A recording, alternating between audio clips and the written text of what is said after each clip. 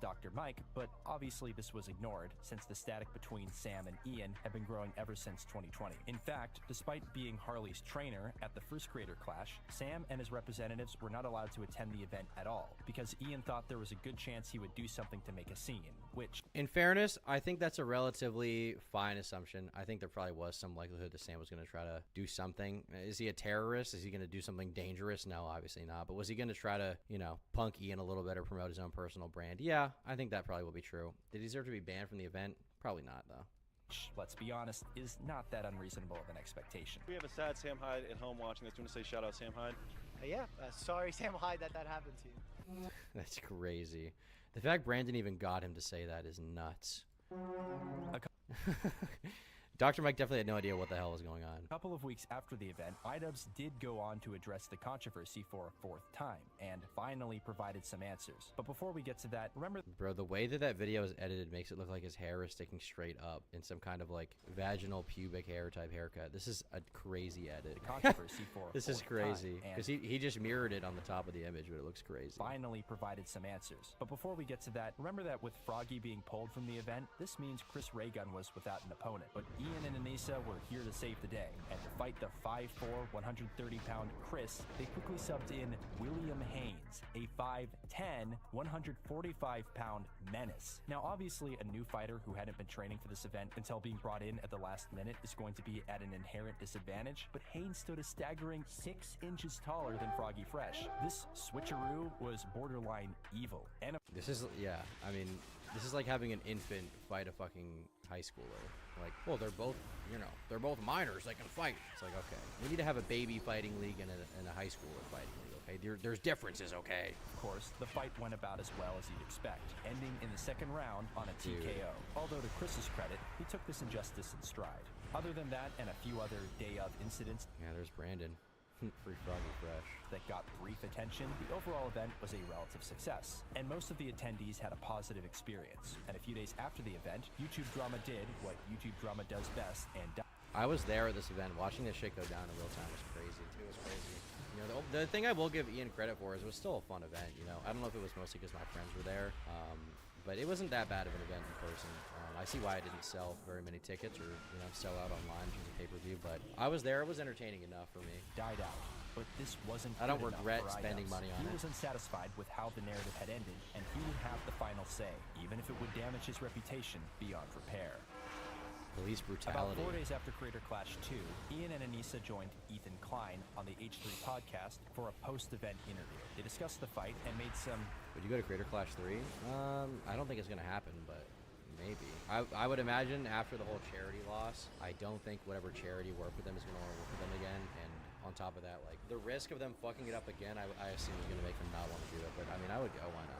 vague comments about negativity online. You know, stress from the... Wait. Hold on. Discussed the fight and made some vague comments about negativity online. Just me? Okay. You know, stress from the event accumulating because we had Just you know, me. plenty of drama and, you know, just criticism and everything online. It's just like, it all kind of builds up. Although they were clear that it didn't carry over to the event itself. At the very end of the 45-minute interview, Ian announced that he would be addressing controversies on his main channel. Then, about 2 weeks later, the video Thanks, was Josh, for going to realized, remember. titled Addressing the Froggy Fresh Drama. It's hard to describe just how redundant this video is, but even the substantive points he tries to make fall painfully flat. He starts the video by explaining he didn't want to address the controversy earlier because he was worried it would jeopardize the success of the event. The reason I didn't address any of this sooner is because I'd say the event's success was already jeopardized by the way the controversy was handled outside of the lack of statements. I'd say the lack of statements probably made it worse, if I had to guess. I was terrified of jeopardizing the success of the event because there are a lot more people involved in this than just Anissa and I didn't want to f*** it up for them. These are people that I really care about,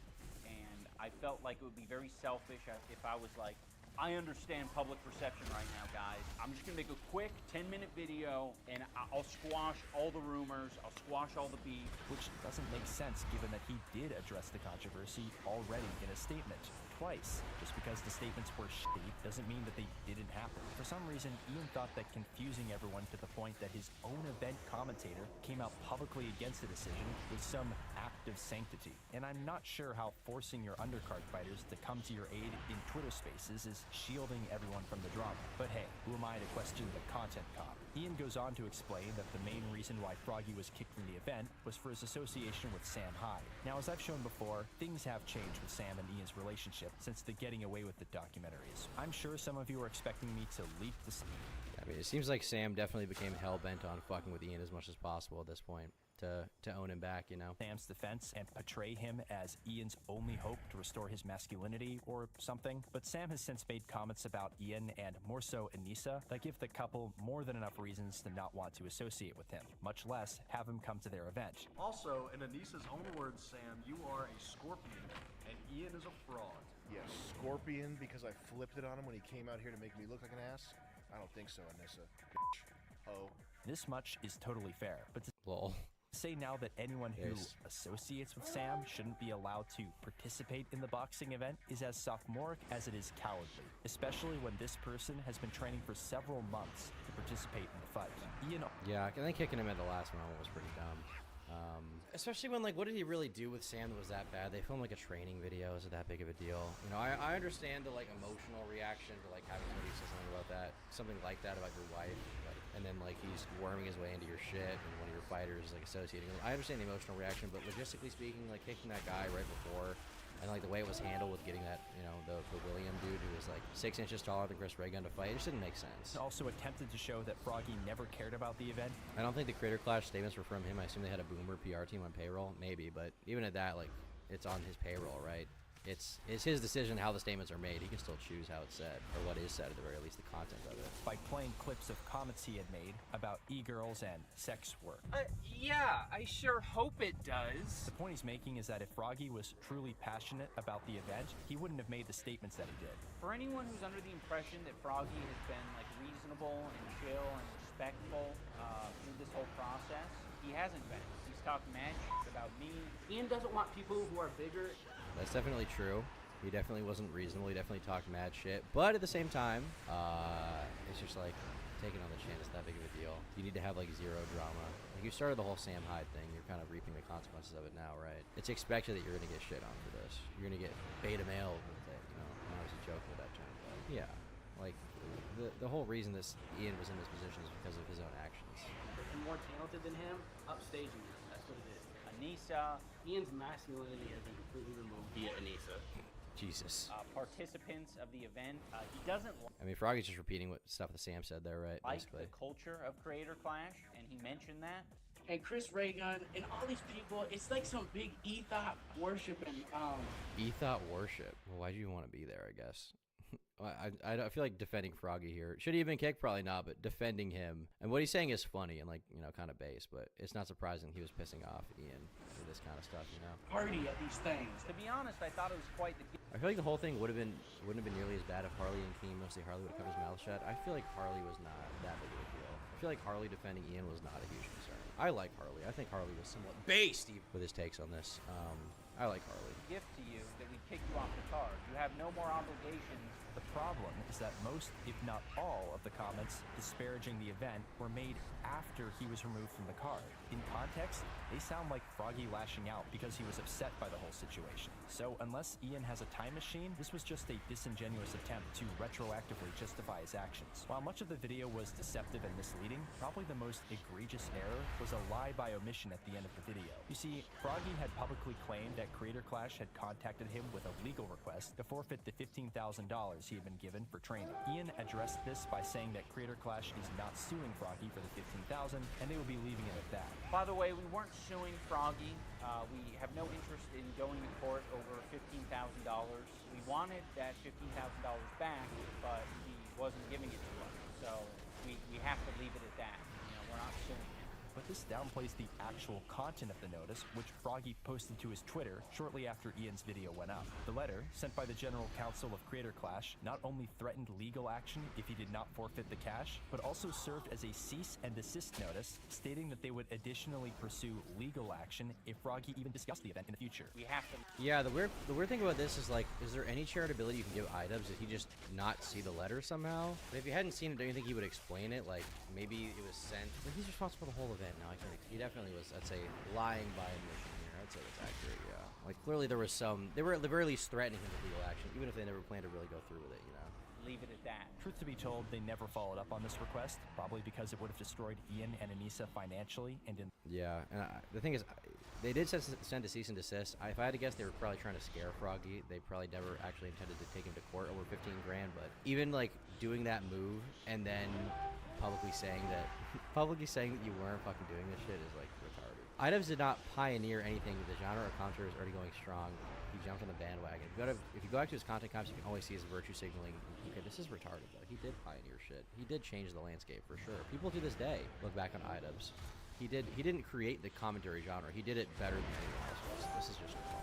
There's some historical revisionism going on here. Okay, items did make fire content. In the courts, if not civilly, then in the court of public opinion. But the fact is, they threatened Froggy for daring to be upset that he was kicked from the event, and furthermore, they considered filming a vlog with Sam Hyde to be a breach of contract and conduct that has degraded and offended the event sponsor. Yeah, once again, like you can't be items with this kind of shit going on in your repertoire, right? And you're like based, epic, I don't care troll guy, and then you're also like later on sending cease and desist, and then not really telling the truth about it. Give us a commentary channel history lesson. Sure, I can do that after this. Sure. A claim that is shaky at best. The entire time while I was watching the video, I tried to understand what Ian was broadly attempting to accomplish with it. And this is where I go back to the previous two blunders in Idubbbz Complains sex work and getting away with it. In all three videos, he tried to draw a contrast between himself and whomever the subject of the videos were. In the Complaints video, it was about overly obsessed fans who blew a gasket over his girlfriend. Maybe not the best phrasing. In the documentary, it was about Sam Hyde and the consequences of never maturing. Both of those videos failed in their own ways, as we've seen, but with his Froggy Fresh response, it comes across as Ian putting himself on a pedestal as a reformed man who now champions sex work because he loves women more than Froggy. One part of the video that stuck out to me was where he stated that he had spread a lot of negativity on the internet and wishes to turn a new... There it is again. I'm not going crazy, am I? I'm not going crazy. ...page in his book and make amends for that. I think a lot of the content I've made has been irresponsible and I'm not losing my misguided, mind. And I think I've hurt a lot of people. Negativity.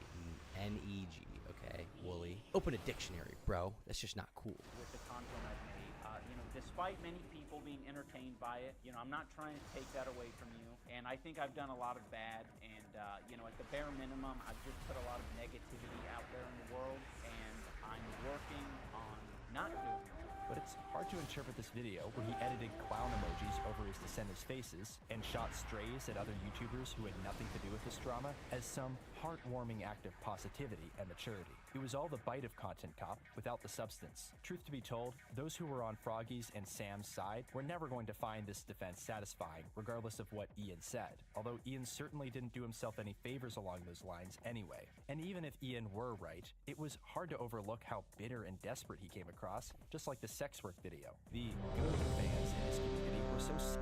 Yeah, like the problem is like his actions themselves. In the OnlyFans thing, his actions weren't really bad. They were just like kind of cringe from a lot of people's perspectives, but his response was bad. In this situation, the actions he took were like really dumb, and then his response was also really dumb and unsatisfactory for everyone who watched it. Like I don't remember anybody coming away from any of Idubbbz's responses being like, that was a good response, The OnlyFans thing, there were some people with this shit, like anybody who had any plausible deniability or like charitability for him was gone. Like if those people did have that opinion, they didn't say it. Sick of the drama apart from like people who knew him like Harley. At this point, that there were few who really wanted this video to exist at all.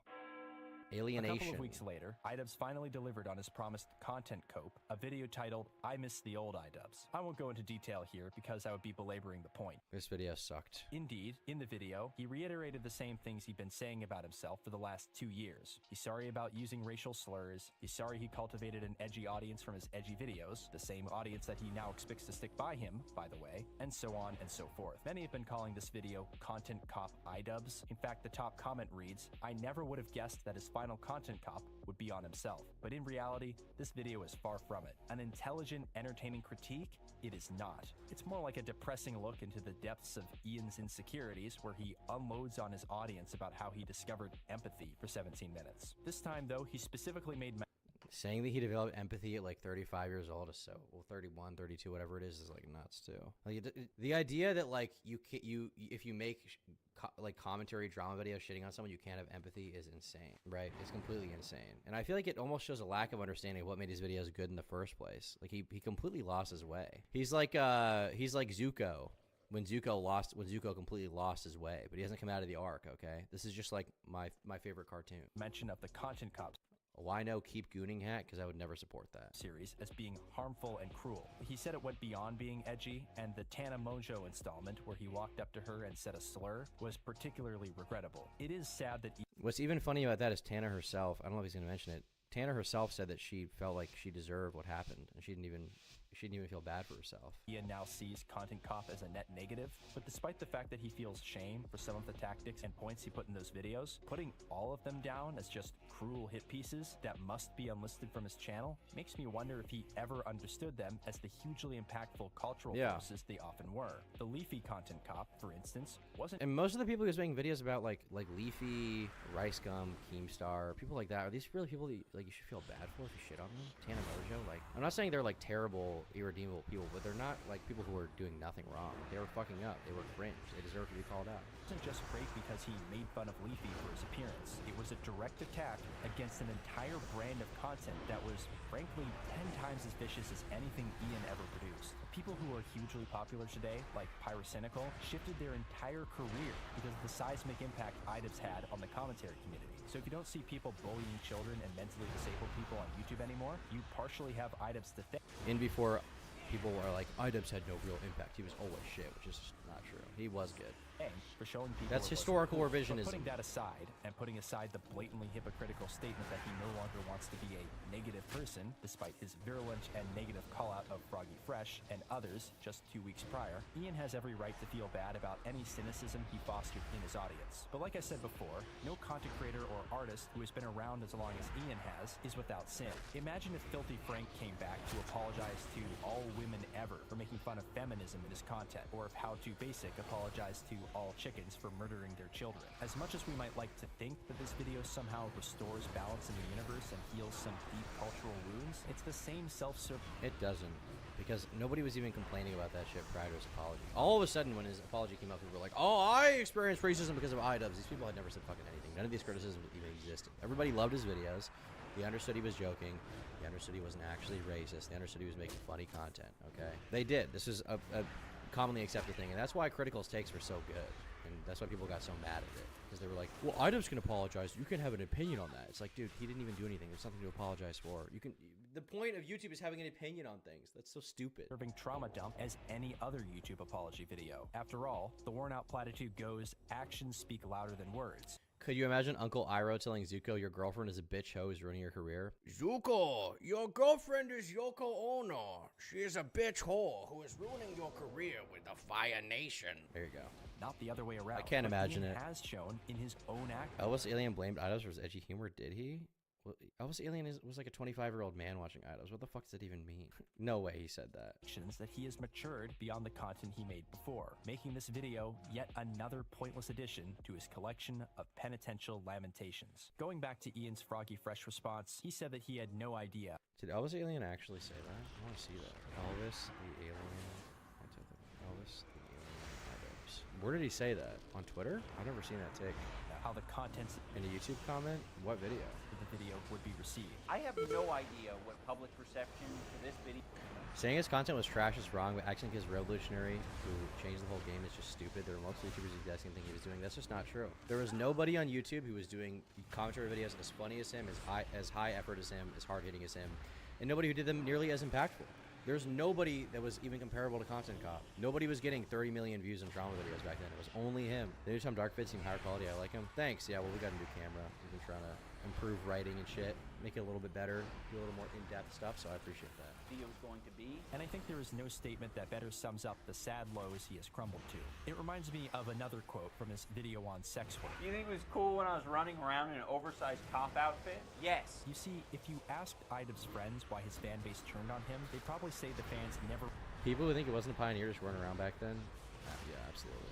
outgrew their COD 4 lobby, and they can't face the fact that Ian has matured beyond the unaesthetic 20-something-year-old he used to be. So, good riddance. And while this may be true in part, it's not even close to the whole picture. There are plenty of us out there who would love to see Ian make content he is proud of without being subjected to this cringy apology tour where he spreads his positivity all over everyone. People like me are disappointed. Yeah, and the thing is, I would still criticize him for the cringy positivity tour, but I would also still watch his stuff if it was good. Like, I don't really give a fuck, right? If he made good content, I wouldn't care. I would keep watching him. It's just he doesn't make good content anymore.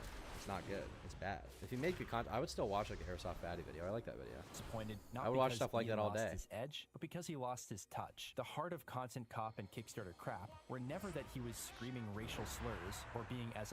And I know from talking to other YouTubers and stuff that there were other documentaries and stuff that he filmed that never made it out. I don't exactly know why they didn't make it out, but there were other documentaries he filmed with like YouTubers that for whatever reason didn't come out.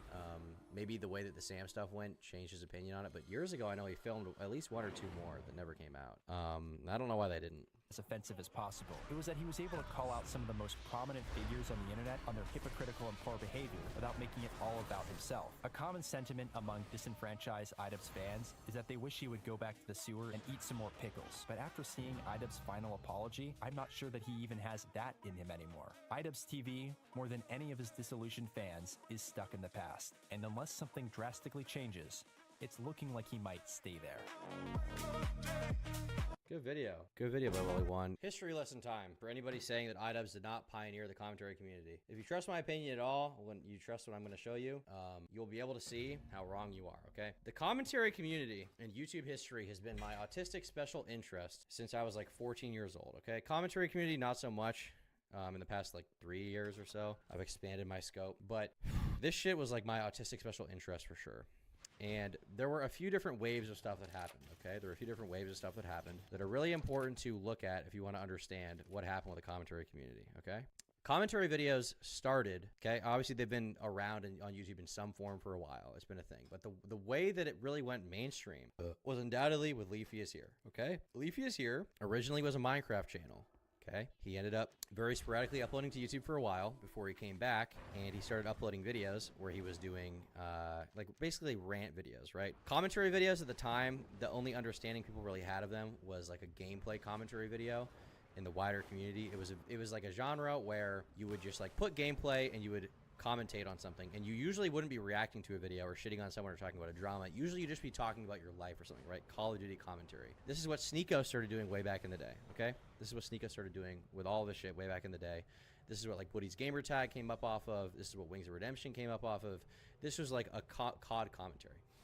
The definition of commentary video shifted around the time that Leafy started noticing that if he talked about drama and shit on people, it really worked out. So he went from making, you know, just silly videos. Actually, I have archives of this. I can bring this up. He realized he could make videos shitting on general topics, right? General topics. So here's his channel when he had 23,000 subscribers. If this archive will fucking load. His web archive is like broken and retarded. Here's Leafy's channel when he had 23,000 subs, okay? Most of the videos you see are Minecraft videos, right? He was relatively inactive during this time. He wasn't posting a lot. He did make a few videos. He made a video called Money Whores. He had this video, the story when I met a real life pedophile. This is like a story video, right? Commentary / story time. But notice how these videos aren't like calling out one specific person, right? When it says commentary, it was just fucking gameplay talking about a subject, right? Eventually, he realized that his content could really be a lot more mainstream and a lot more popular, and he would get a lot more views if he called people out. So he began making videos that were talking about subjects, and they would have like a creator in the thumbnail, but typically he wouldn't be naming them and shaming them, right? Here's his channel at 213,000 subscribers. This is in September of 2015, okay? Kids at YouTube became big. These are videos where he would have gameplay, and he would just talk about stories from his time as like a gamer, okay? Kids at DDoS, Kids that are toxic. These were big series. He would just bully children, but not specific children, right? Not specific children. It was just a general topic. He would put a picture of like a dumbass fucking kid or a dumbass woman in the thumbnail. He would shit on them, and that was it, right? But these videos wouldn't be usually picking on one specific person, right? It was just the idea of whoever this person is. He would tell a story, right? Well, eventually he realized that if he actually shit on specific people, he would get a lot more attention. So he started making video response commentaries, okay? And these got way, way more popular than any of the shit he was doing before, and it made him way more popular on YouTube, okay? Here's his channel this is February of 2016, and this one is September of 2015. He went from 200K subs to almost 1 million in just a few months. And how did he do that? Well, the worst music video ever on YouTube, the sexiest gamer girls on YouTube, the best rapper ever to live on planet Earth, the most motivational video on the internet. These are all ironic, mocking titles where he's picking on various people, and it got a lot of attention. So he was pioneering this kind of aspect of the community. He was content farming.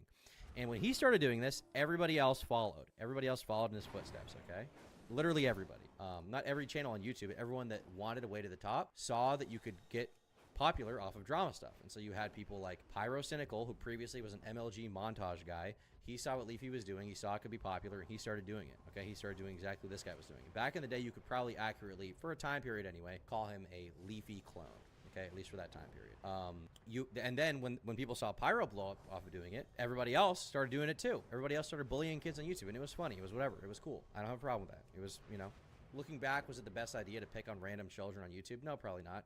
But people saw this as an opportunity, and they started doing it. And as a result of that happening, a lot of other people followed in the footsteps, and they started doing gameplay commentary videos. Now, everybody blew up off of doing that, okay? This one format, all right? I'm trying to find this one image. There's this one picture I'm looking for, which is like this pyramid graphic with like Leafy at the top and all the other guys at the bottom. Let me see here. I can't even find this image anymore. I know it exists, though. I used to see this image all around on YouTube, okay?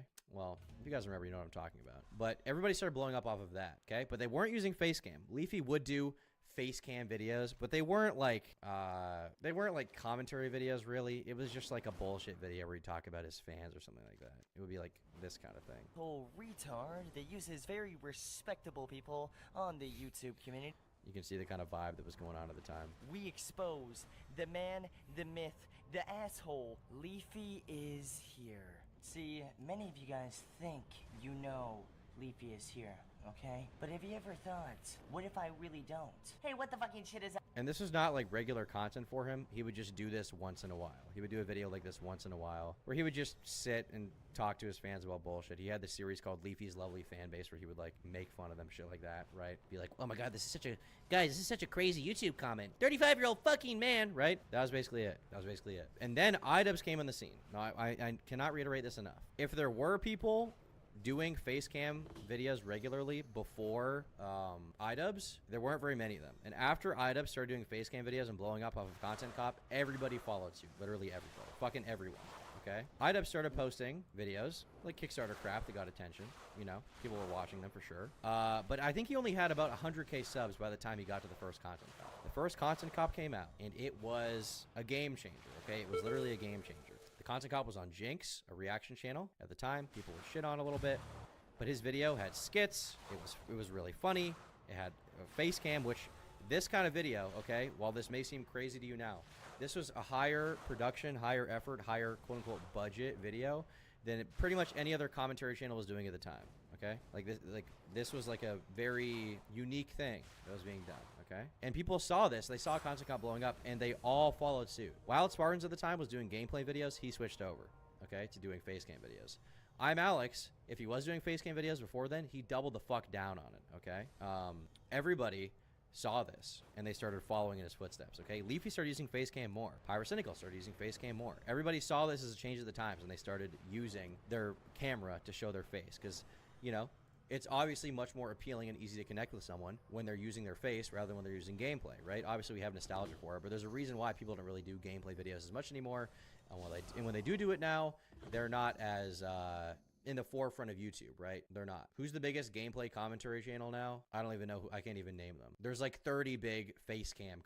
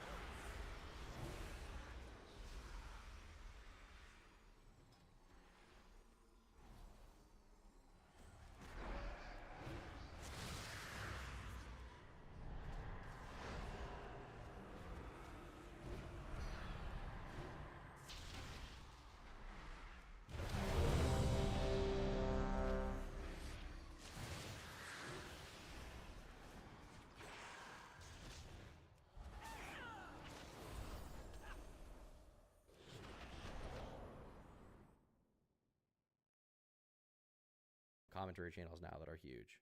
Okay, it changed the game. Now there were people after this that ended up doing gameplay videos, but that was like a different wave, and those people are not that big. Sense of Society, yeah, those guys have some subscribers. They get like 100K average views. Who is the biggest person on YouTube who does face cam commentary videos? Critical. Do you know how big Critical is? Like 30 times as big as both of those guys combined. Drew Gooden, he did commentary videos for a while. He did face cam stuff.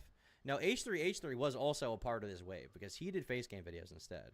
Okay, of gameplay videos. He never did gameplay. But like, you look at Sensitive Society, how many views is he getting on average? You know, pretty decent. He's not doing bad. He's averaging like 100K views a video, 150K maybe. Okay. You look at like Jarvis Johnson. Let's check out even his second channel. This guy is averaging 500,000 to 1 million and north of that views, right? He's doing way better. And I think Jarvis Johnson's commentary, while I don't really agree with him a lot of the time, it's probably more insightful than Sensitive Society. But I do think that the visuals of this shit does impact how people see it. And gameplay videos became like passe at this point in time, right? iDubbbz changed the whole game with that. He undoubtedly did. There's no doubt about it. You know, that is the case. I put Jarvis, Drew, Curtis, Connor, Eddie in the same general bucket. It's a different, more mainstream genre. I mean, it definitely is a more mainstream genre, but I think the point still stands, right? I think the point stands for sure. Presentation really matters. It definitely matters. Eventually the gameplay stuff would come back with a certain number of channels, and they did get views, but they weren't like culturally impactful, I would say. Like, you had like Scrubby. Like, Scrubby did gameplay videos for a while, and he blew up after Leafy left. He blew up in like 2018, right after Leafy left YouTube for a while. And the same applies to like Cyrus and Benji, all those guys. Those guys got a lot of views, but they weren't like talked about in the YouTube culture. They just like saw what Leafy did and just farmed the same exact thing, basically, right? Like, this, it changed the game for sure. And iDubbbz also, like, if you just look at the views he got, right? iDubbbz. Ihr habt eine Menge Spaß und so weiter mitgebracht. Heute mal wieder zu einer relativ frühen Zeit sogar online. Ja, ich hoffe, dass bei euch alles in Ordnung ist. Ja, gibt es uns eigentlich auch nicht so viel zu sagen, ne? Ja.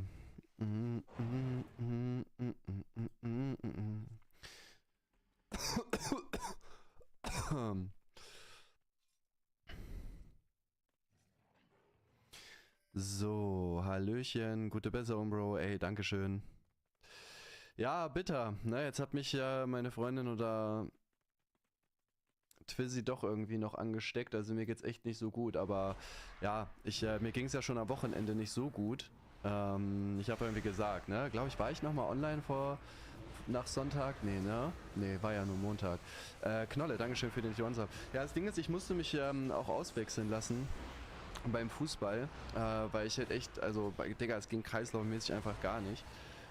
Ich habe am Morgen irgendwie so einen Koffeinshot getrunken, weil ich noch mein Video aufnehmen wollte. Red, dankeschön für den T1-Sub.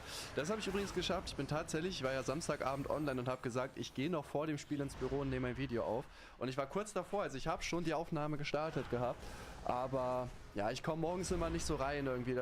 Ich muss erstmal wach werden, bevor ich aufnehmen kann. Echter Insolvenzberater, danke für den T1-Sub. Und dann dachte ich klugerweise so, gut, dann nimm Koffeinshot, dann kommst du rein und dann kannst du das Video noch aufnehmen. Und Digga, mir ist so schlecht und schwindelig geworden. Ich habe im Auto mich fast übergeben, als ich zum Spiel gefahren bin. Dann beim Spiel ging es am Anfang, aber dann wurde mir wieder so richtig schwindelig und schlecht. Ich weiß gar nicht, wie ich das erklären soll. Kennt ihr das? Ich hatte so eine ganz komische Sicht irgendwie. Also das Leben fühlt sich auf einmal irgendwie voll komisch an, so von der Sicht her irgendwie. Weiß ich nicht, wie sagt man das? Man kann irgendwie so nicht so fokussieren, das alles überstrapaziert einen irgendwie, so alle Reize von außen, das ist irgendwie so ganz komisch.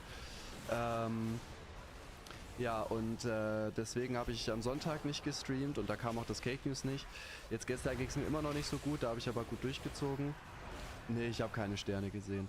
Und genau, deswegen bin ich jetzt erst heute wieder am Start. Warst du übers Wochenende krank? Bei Pia oder warum krank? Alle in meinem Umfeld sind gerade krank, ey. Es ist wirklich schlimm, ne?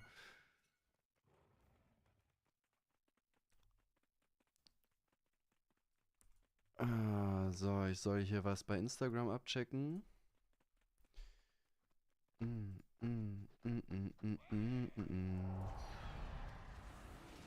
Hat heute Morgen diesen Artikel veröffentlicht, der übrigens fast ausschließlich von Frauen geteilt wurde.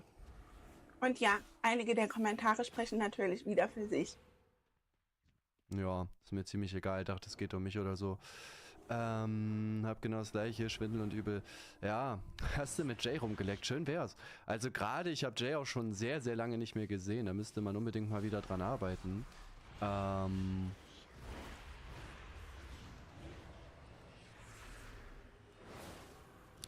müsste man unbedingt wieder dran arbeiten auf jeden Fall, ne? Aber mal gucken.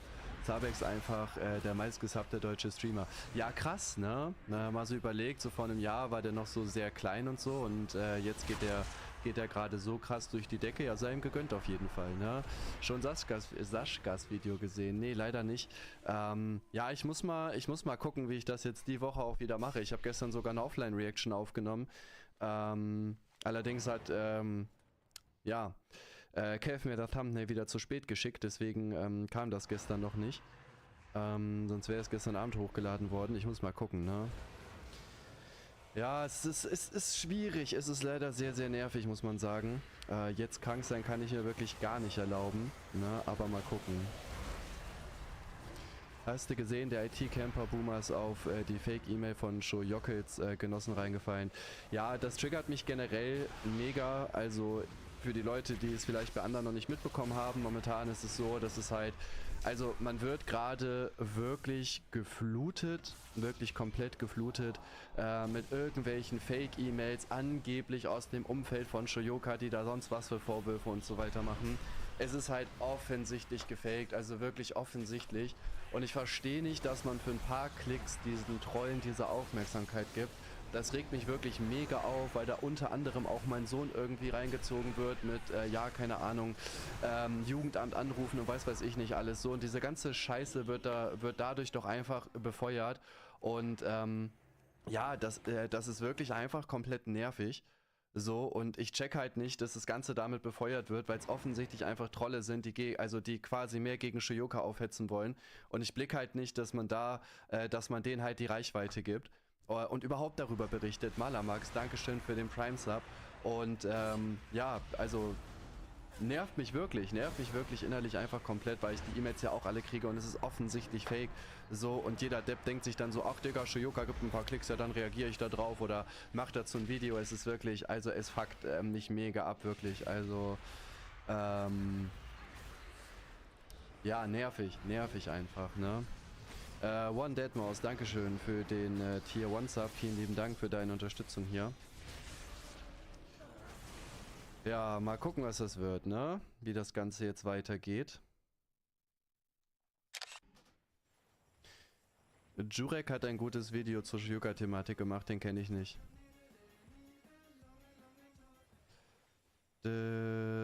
Zabera, Dankeschön für den Tier 1 Sub. Vielen lieben Dank. Junge, Zabex, der hat 33.000 Subs. Na Junge, der Typ ist so reich, Alter. Junge, heftiger Typ, ey. So. Muss hier nur kurz E-Mails dingsen.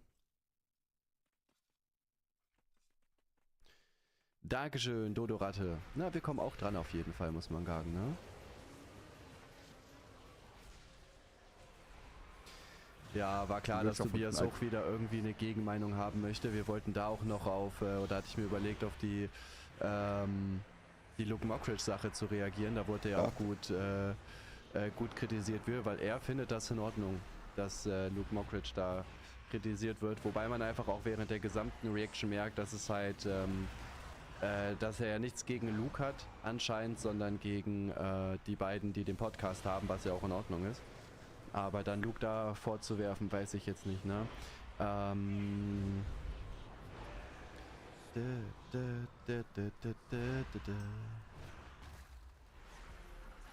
Danke GSL Prince für den Tier 1 Sub 6 Monate im Voraus. Grüße gehen auf jeden Fall raus. Ja, jetzt geht der Chat auch wieder einigermaßen, ne? Das ist schön. Ja, ich habe die Reaction von Tobias Such noch nicht gesehen, deshalb wurde mir nur zugeschickt. Ich verstehe es halt nicht. Slotty, Dankeschön für den T1 Sub, weil, also ganz ehrlich, gerade Jay Riddle, aber ich auch, bringen auch so oft Witze, die halt sehr hart sind. Also wenn er sagt, dass Luke dafür gecancelt werden sollte, dann müsste er auch der Meinung sein, dass ich und Jay gecancelt sind. Auf uns wird aber komischerweise immer sehr positiv reagiert. Also da geht es offensichtlich eher um eine private oder generell um eine öffentliche Differenz vielleicht mit den anderen. Ich finde es dann trotzdem auf jeden Fall hart lächerlich, da dann zu sagen, nee, diese Witze gehen gar nicht so. Ja, dann soll er bitte nicht mehr bitte auch nicht mehr auf uns reagieren oder uns da genauso in die Schranken weisen. Ne?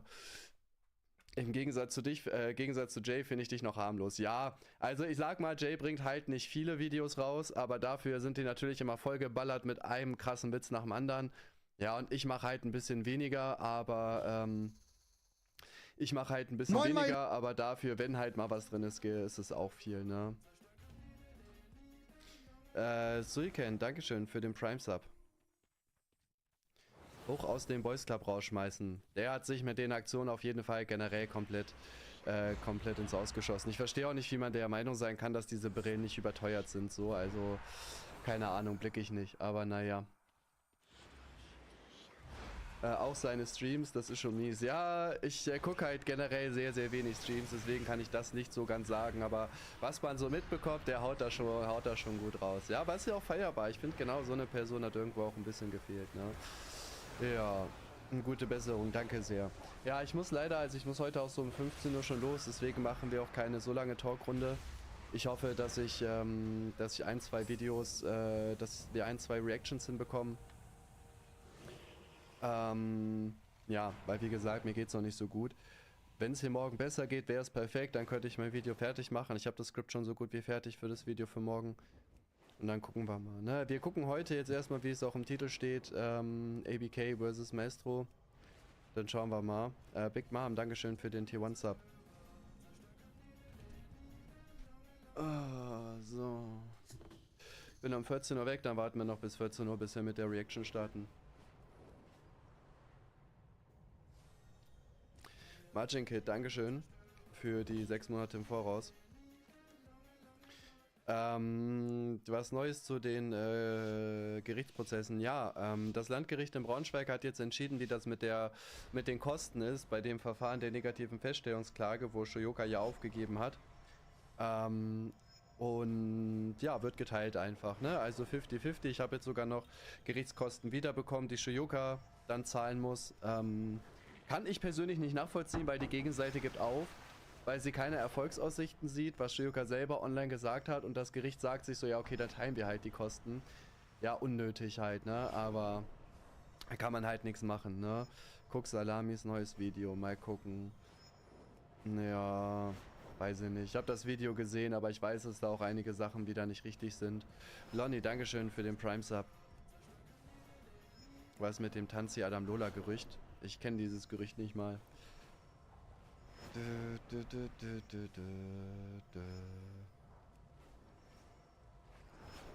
Ja, 50-50 macht halt wirklich überhaupt keinen Sinn, weil, wie gesagt, sie hat ja aufgegeben, ne? Wenn man jetzt, also das Gericht hat quasi gesagt, dass das so ein schwieriges Thema ist irgendwie, dass man nicht gewusst hätte, wer da jetzt irgendwie gewinnt ohne Verhandlungen. Deswegen haben die halt irgendwie gesagt, Hälfte, Hälfte, was ich auch nicht verstehe. Also ich habe halt einfach Äußerungen gebracht, die ganz klar der Meinungsäußerung zuzuordnen sind, und Shoyoka kann dagegen nichts machen. Ja, naja, habe ich jetzt wieder mal gelernt, dass es halt nichts bringt, irgendwo gegen vorzugehen. Digga, du wirst halt jedes Mal einfach nur gebumst, Digga, wirklich, ja, also ja, deswegen, keine Ahnung. Deswegen lasse ich das jetzt tatsächlich auch. Also ich werde jetzt rechtlich auch einfach gar nichts mehr machen, Digga, wirklich. Du kriegst jedes Mal nur auf die Schnauze, ne? Der Gegner gibt auf und du bleibst trotzdem auf deinen Kosten sitzen. Das muss man sich mal überlegen, ne? Es ist wirklich so dämlich, ey. Ja, kann man nichts machen, ne? Du klingst echt angeschlagen. Ja, bin ich auch. Ach ja, deswegen auch keine so lange Talkrunde. Wie gesagt, heute einfach schnell 2, 3 Reactions durchziehen, dass ich was für den Uncut-Kanal habe, und dann gucken wir mal, ne?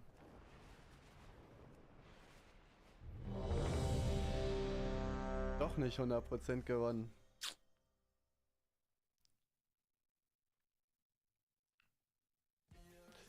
Etzala, Dankeschön für den Prime Sub. Nee, Manuel. Ich kann nicht mit anderen Streamern eine richtige Freundschaft aufbauen, weil ich einfach menschlich so ein Stück Abfall bin, dass ich generell einfach keine Freundschaften aufbauen kann. Kluger Kommentar hier an dieser Stelle auch. Ja, das Video von dieser Antifa-Frau habe ich gesehen, das haben wir uns hier im Stream schon angeguckt gehabt. Safe wird Chiuka das so drehen, dass sie auf den Kosten sitzen bleibt und du volle Lotto verloren hast. Kann ich mir auch vorstellen. Ja, wobei, sie hat ja schon gesagt, dass sie zurückgezogen hat. Ich glaube, dass das ein 50-50-Ding ist. Kann ich mir vorstellen, für sie sogar in Ordnung, ne, wenn sie selber im Stream gesagt hat, dass sie das wahrscheinlich verliert. Ja, kann man halt nicht ändern. Das ist halt genau das, was ich meine. So, wenn du irgendwelche Richter hast oder so. Ich sag mal, das waren, glaube ich, auch die gleichen, die wir vorher schon hatten. Kann sein, dass die auch von der Thematik abgefuckt sind und sich auch so denken, ey, ganz ehrlich, Alter, regelt euren Scheiß alleine. Jeder bleibt auf seinen Kosten sitzen und fertig, ja. Kann ich mir halt auch vorstellen, aber das zeigt auch mal wieder, ey, lass einfach diese ganzen rechtlichen Sachen. Mach einfach dein Content und gut ist, ja. Das ist viel klüger als da, ständig so viel Geld irgendwie rauszuhauen für irgendwelche Anwaltssachen. Ja, weil, keine Ahnung, also selbst wenn man gesagt hätte 80-20 oder so von mir aus, ja, war es ja auch unnötig von mir, das einzureichen, weil also ich lasse mir ja sowieso nicht verbieten, wäre vielleicht was anderes gewesen oder so, keine Ahnung, aber 50-50 weiß ich jetzt nicht, ne? Ja, kann man nichts machen, ne? Krank auf der Arbeit, ich kann es mir nicht erlauben, gerade krank zu sein. Ja, ich habe halt am Wochenende schon nichts gemacht, ne? Mir ging es am Wochenende halt schon nicht so gut, ne? Das sind halt so Sachen. Ja, das ist halt das Problem als Selbstständiger, ne? Wenn ich jetzt einfach in einem Arbeitsverhältnis wäre, Digga, ich hätte mir einen gelben für 3 Wochen geholt und hätte den ganzen Tag auf der Couch gesessen und FIFA gezockt oder so, obwohl ich gar kein FIFA zocke. Ja, aber so funktioniert das halt leider nicht, ne? Ist nervig. Ich habe das ja auch bei KuchenTV als Beitrag geschrieben gehabt. Also, letzte Woche ist ja am Freitag das Video nicht gekommen und Sonntag das Cake News ja auch nicht. Und also per se ist es halt jetzt auch nicht tragisch oder so, ne? Gerade wenn es einem halt nicht gut geht, dass man ein Video ausfällt. Aber das ist dann irgendwie so der innerliche Druck, den ich auch, also der bei mir sehr krass ist, dass ich mir so denke, ey, ich will halt auf jeden Fall meinen Uploadplan einhalten. Ne? Selbst wenn es jetzt Freitag nicht gekommen wäre, es hätte auch von mir aus gereicht, wenn es halt Samstag gekommen wäre zum Beispiel. Ne? Das hätte für mich auch auf jeden Fall gereicht. Ja, kann man halt leider nicht ändern, ne? Oh nein, Digga, mein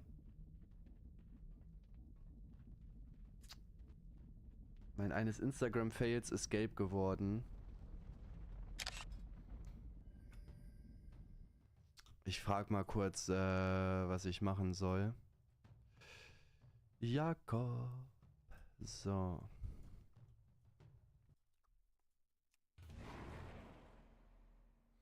Ey, yo, Bro, was geht? Ich habe mal eine kurze Frage. Guck mal, mein eines Video ist jetzt 2 Wochen nach dem Upload gelb geworden. Geht das trotzdem, wenn ich das so auf eine Sekunde runtercutte, dass es wieder grün wird, um den Kanal zu retten, bevor ich da jetzt eine Überprüfung anfordere?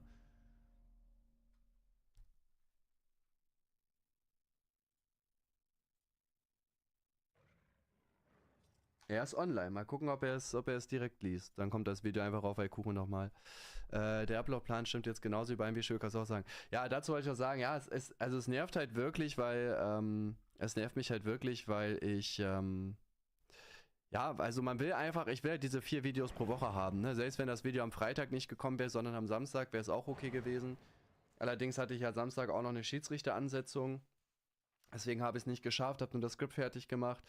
Ja, alles nicht so einfach, ne? Ja, Digga, mein Handy ist wirklich, also die Hülle ist auch überall komplett kaputt, ne? Also hier reißt die überall auseinander und so.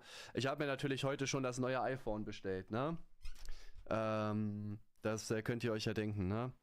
Ja, Gesundheit geht vor, aber guck mal, so KuchenTV Uncut ist auch viel ausgefallen und so, ne? Es geht ja auch um Einnahmen einfach und ja, das regt halt ein bisschen auf, muss man halt sagen, ne? Neusa, Dankeschön für den Prime Sub. Ja, Jakob ist zwar online, aber geht natürlich nicht ran. Mute mich mal kurz.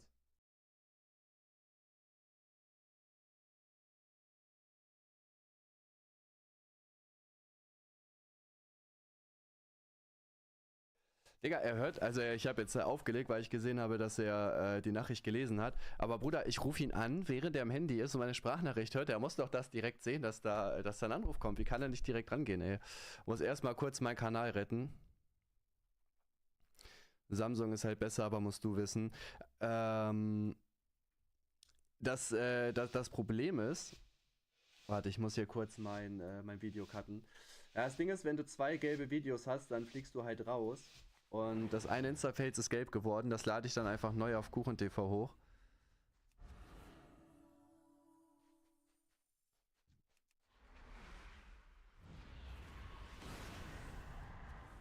Deswegen würde ich sagen, machen wir hier einen Cut. Ich hoffe, das Video hat euch gefallen. Wir sehen uns in der nächsten Folge wieder. Schreibt euer... Jo, Freunde der Instagram-Fails. Erstmal vielen lieben Dank für das Feedback. Ich hoffe, dass euch die Folge auch... Ich glaube, da muss ich noch ein bisschen mehr rausschneiden. Jo, Freunde der Instagram-Fails. Erstmal vielen lieben Dank für das Feedback auf die... Deswegen würde ich sagen, machen wir hier einen Cut. Ich hoffe, das Video hat euch gefallen. Wir sehen uns in der nächsten Folge wieder. Schreibt euer Feedback in die Kommentare. Bis dann. Okay, thanks, bye. So, mein Video ist jetzt runtergecuttet. The Blooming Grey, danke für den T1-Sub. Ja, es fuckt halt mega ab, ne? Das Problem ist, wenn du gelbe Videos hast, dann kriegst du halt kein Geld mehr, logisch. Also dann werden halt, wenn du Pech hast, viele Videos gelb. Ein Trick, den es gibt, ist es, wenn ein Video gelb geschaltet wird, das einfach auf 5 Sekunden runtercutten und danach erst überprüfen lassen. Dadurch, dass ja nichts mehr in dem Video drin ist, wird es halt grün. Das macht normalerweise am meisten Sinn, wenn du ein Video neu hochlädst und jetzt nicht nach 2 Wochen, aber ja, ich habe Angst, Digga. Ich habe Angst, meinen Kanal zu verlieren und deswegen mache ich das. Das macht für Kuchen TV Uncut, würde es auch Sinn machen, aber da bin ich zu faul, weil ich denke mir bei jeder Reaction, ey, da ist halt nichts drin und da ist auch immer nichts drin. Ich cutte ja alles raus und trotzdem werden da irgendwelche random Videos dann gelb geschaltet. Ja, das heißt, wer das Instagram Fail 2 gefeiert hat, kann es sich jetzt noch runterladen. Ich lade es gleich bei Alkuchen da neu hoch. Damit ihr das dann noch sehen könnt, damit ich halt das Ding hier nicht, also damit ich halt das hier nicht verliere, dass das gelb ist. Ja, mal gucken, was dann passiert. So, ja, und wie gesagt, ja, zu dem Video hochladen, wenn man krank ist. Also mich triggert das halt innerlich, ne, wenn man halt so seinen Uploadplan hat. Ich muss ja auch mein Geld damit verdienen und keine Ahnung, überleg mal, wenn ich jetzt von Freitag bis heute, und heute ist der Tag, wo ich am krankesten bin, auf jeden Fall, würde ich sagen. Ja, Sonntag war auch hart, aber Sonntag war Kreislauf, eher warum auch immer. Ja, was genau wird denn bemängelt? Ja, das sagt YouTube dir nicht, sondern YouTube sagt nur, ey, wir haben hier irgendwas gefunden, was da nicht rein darf. Ich sag mal, bei dem Instagram-Fails ist es mir aber auch ein bisschen zu gefährlich, da eine Überprüfung zu beantragen, weil die werden irgendwas finden, so auf jeden Fall. Also ich glaube, dass das jetzt nicht das werbefreundlichste Format ist, ist klar. Je nachdem, was man halt sagen darf genau und was nicht, weiß man ja auch nicht. Ich speichere mir mal den Namen ab. Dann gucken wir mal, ob das danach wieder grün ist, ne? Kannst deinen Sohn zur Oma geben, aber nicht krank arbeiten. Was würde wohl Shioka dazu sagen? Ja, das Gute ist, ich bin Donnerstag in Berlin eingeladen. Da ist er tatsächlich bei der Oma. Bis Freitag. Freitag wollte Gina ihn nehmen, weil die Samstag was unternehmen. Und dann hole ich ihn erst Samstag wieder ab. Mal gucken, ob ich jetzt am Donnerstag da überhaupt hinfahre. Wird mir natürlich trotzdem unterstützen, wenn er dann bei der Oma ist, damit ich mich ein bisschen auskurieren kann. Ja, mal gucken, ne? Mir ist jeden Tag kalt, aktuell Kopfschmerzen, keine Kraft. Ja, bei mir ist heute bisher der schlimmste Tag tatsächlich auch, ne? Also, ich weiß, ich habe gestern ja auch die Schiedsrichteransetzung gehabt und, Digga, ich weiß nicht, was mit mir los ist. Fühlt sich so eine Psychose an, Digga, keine Ahnung. So, ich habe so einen richtig komischen Blick irgendwie einfach. Ich kann das gar nicht richtig zusammenfassen. So, ich habe, wie sagt man, warte mal. Jakob ruft an. Warte, ich streame.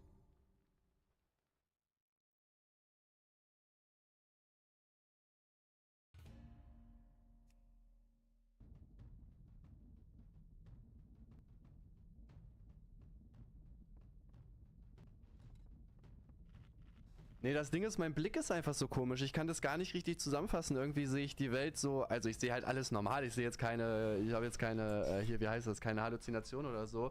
Aber ich sehe es so komisch, so schwummerig oder so. Keine Ahnung, mir ist ein bisschen wackelig auf dem Bein irgendwie.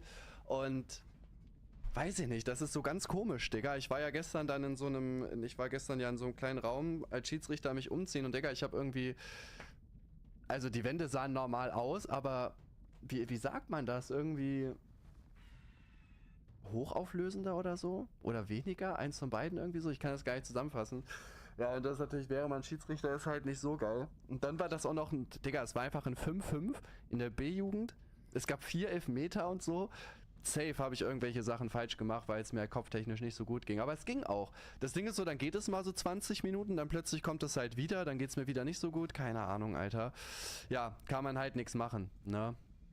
Müssen wir mal schauen, aber ja, mal gucken. Hoffen wir einfach mal so. Heute habe ich das gar nicht. Heute ist eher so kopfmäßig so. Kennt ihr das, so leichtes Kopfdröhnen? Nicht richtig Schmerzen oder so. Es tut jetzt nicht weh. Aber ja, so ein Dröhnen einfach am Kopf, ne? Ja, sieht echt schlimm aus. Und so sehe ich immer aus, ja. Aber dankeschön. Mal gucken. Jetzt muss ich gleich noch mit Woli Sachen wegbringen. Auch mega. Also heute super Tag. Den ganzen Tag wieder was zu tun gehabt. Wie geht's dem Jungen, der dich auf Insta beleidigt hat mit dem 10-1? Ja, keine Ahnung, ich habe das einfach weitergeleitet, das wird aber nur an dem Trainer weitergegeben und dann gucken wir mal, ne? Ja, weiß ich nicht, also ich finde es halt unnötig, ne? Ich habe da jetzt auch nicht weiter dann geschrieben, kann man halt nichts machen, so ist das, ne? Tja. So, ich würde sagen, wir fangen an, bevor es mir noch schlechter geht und ich dann gar nichts mehr machen kann. Jo Leute, was geht? Herzlich willkommen zurück zu Cake TV Uncut, diesmal sogar mit Chat. Ich habe nämlich eine Offline-Reaction aufgenommen für den Chat, es ist aber noch nicht online gekommen. Ja, es gab einen neuen heftigen Beef auf jeden Fall, und zwar ABK und Maestro. Maestro hat nämlich ein chilliges 45-Minuten-Video hochgeladen, das gucken wir uns heute an. Ich bin übrigens immer noch krank, das bitte ich zu entschuldigen, wobei es mir auch eigentlich egal ist. Und ja, legen wir mal los. Maestro hat auf seine Auszahlung gewartet und Reus kauft für andere Leute ein. Sag direkt Name. Maestro zum Beispiel. Wie Maestro. Oder ein Abu Chudo, die doch immer so Moralapostel sind im Internet. Wo der doch Mois Hype hatte, wie arrogant der war. Der war richtig eingebildet. Mois zahlt gleich für mich. Maestro kommt dann abholen. Finanzwissen to go, YouTuber. Salam alaikum, meine lieben Freunde. Das Ganze ist gut. Was geht ab, meine Freunde? Assalamu alaikum und herzlich willkommen zu einem neuen Video. Wir haben uns seit ein paar Wochen nicht gesehen. Ich weiß nicht, irgendwas hat sich bei mir umgestellt. Ich muss jede Aufnahme bei OBS auf minus 7 Dezibel machen, obwohl das vorher immer bei 0 war. Ich weiß nicht. Cassius hat hier gestreamt. Cassius hat irgendwas umgestellt. Ich habe wieder angefangen zu arbeiten in Vollzeit und habe mich zurückgenommen, habe mich zurückgezogen, habe ein bisschen Distanz gewonnen von dieser ganzen Internetgeschichte, habe ein bisschen nachgedacht, bin ein bisschen zu mir gekommen, werde auch weiterhin ganz normal arbeiten gehen und habe mich heute entschieden, mich mit einer Sache an euch zu wenden, die mir schon die ganze Zeit auf dem Herzen liegt und die ich die ganze Zeit eigentlich schon ansprechen wollte, klarstellen wollte, aber es war einfach phasenweise auch einfach zu viel für mich und ich wollte einfach nur Abstand gewinnen, denn heute geht es um ABK. Manche haben es vielleicht schon mitbekommen. Seit über einem Jahr ist ABK permanent in meine Richtung am Provozieren und am Sticheln. Nicht nur das, der lügt auch öffentlich. Er erzählt Dinge, die offensichtlich gelogen sind, wo er auch weiß, dass es anders gewesen ist und versucht mich einfach um jeden Preis im Internet schlecht zu machen. Aber es wird nicht nur gelogen, provoziert, beleidigt, in meine Richtung geschossen, nein, es werden noch Freunde verkauft für Geld. Empfehle ich euch meinen Partner Explore Sports. Ist Simex der neue Sammy. Ja, nur halt ohne Hintergedanken. Und genau solche Menschen sind der Grund, warum das Internet meiner Meinung nach so ein ekelhafter Ort ist. Vorab einfach nur als Info für euch, dieses Video geht ein bisschen länger und ich werde hier, so gut es geht, aus meinen Erfahrungen und aus den Chats, die ich habe und sonst was euch zeigen, was passiert ist in der Vergangenheit, damit ihr auch versteht, warum ABK die Worte gewählt hat, die ich euch vorhin eingeblendet habe. Als erstes möchte ich euch zeigen, was ich damit meine, dass ich sage, dass er gelogen hat. Offensichtlich gelogen hat. Weil das eine der Sachen ist, was mich am meisten gestört hat, was mich am meisten auch getroffen hat, warum ein Mensch das nötig hat, sowas zu machen in der Öffentlichkeit. Ich blende euch mal den vollen Clip ein, was er vor kurzem gesagt hat, warum er die ganze Zeit gegen mich schießt. ABK, hast du mitbekommen, dass Leute sich aufregen, dass du gegen Maestro und Mert schießt? Oder viele wissen gar nicht, wie Maestro damals auf mich reagiert hat, ne? Wo der doch Mois Hype hatte, wie arrogant der war. Das war ein Video damals